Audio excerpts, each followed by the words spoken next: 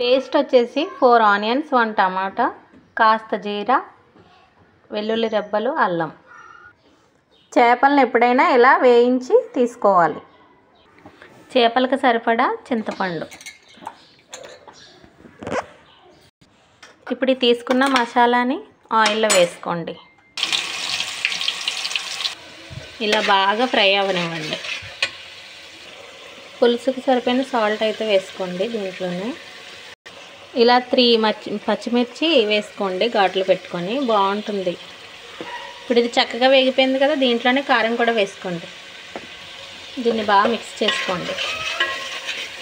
Curry leaves కూడా వేసుకోండి. చూడండి, మసాలా వేగాక నూనె మొత్తం ఇలా పైకి వస్తుంది. ఇప్పుడు మనం చింతపండు రసాన్ని యాడ్ చేసుకోవాలి.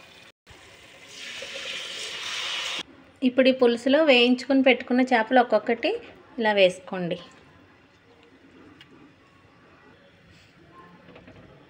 చాలా టేస్ట్ ఉంటుందండి పులుసు. ఇలా వేసుకున్నాక దీన్ని ఊరికే తిప్పకూడదు, గరిటె పెట్టి. ఫ్రెష్ కొత్తిమీర కూడా ఒక సైడ్కి పెట్టేసుకోండి ఇందులో. ఇప్పుడు మూత పెట్టేసుకోండి.